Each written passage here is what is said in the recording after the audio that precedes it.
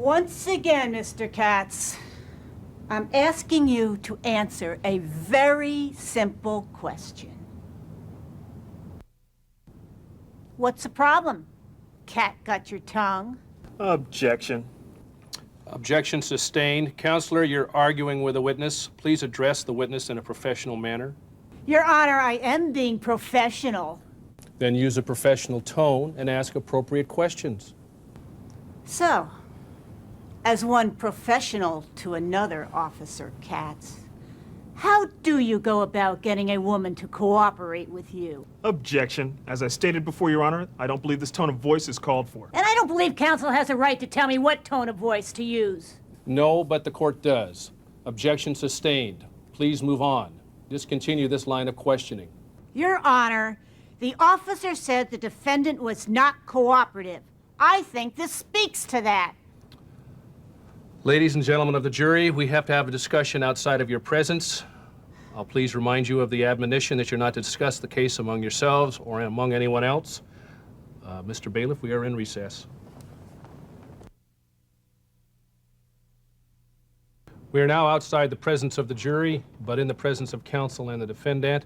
I have sustained the objection. Ms. Segal, I am warning you to not use a disrespectful tone to the court or to the witness, and not to argue with the witness. I'm ordering you to discontinue this practice, or you'll be held in contempt of court. Do you understand that? I am not arguing, Judge. I am only trying to let you know that... I'm warning you again, Ms. Segal. Use a more respectful tone, or you'll be in contempt. Don't argue. He says the defendant was not cooperative. I think this speaks to that. You are cutting off my cross-examination. Ms. Segal, I've made my warnings and my rulings. Let's bring the jury back in.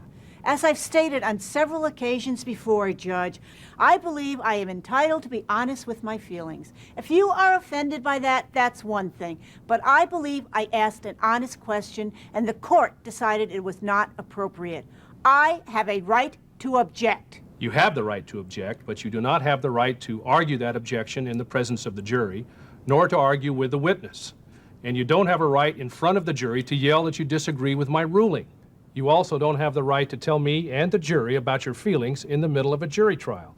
That is unprofessional behavior, regardless of whether I'm offended by it or not. But, Your Honor, I'm telling you... Please don't interrupt me while I'm making a record. I'm issuing an order to show cause why you should not be held in contempt. I think your behavior is totally inappropriate. You now have the opportunity and the right to explain. What do you have to say? Why should I have to explain perfectly good advocacy? Is that all you have to say? Well, you don't seem to be listening to any of my other arguments, Your Honor. I'm hereby issuing a contempt citation based on the following facts. You continued to argue after I sustained an objection. You used a rude, hostile tone of voice, not only with the witness, but also in addressing me. You yelled at me. The record will show that I gave you 2 warnings, that you would be held in contempt if you continued with the behavior. I ordered you to cease that conduct, and you persisted. An opportunity was given for you to explain. Your explanation was inadequate, and no apology was forthcoming. I find beyond a reasonable doubt that you were in contempt of this court. I hereby impose a 5-day county jail sentence pursuant to Code of Civil Procedure Sections 128 and 129. I will stay execution of the sentence for 3 days.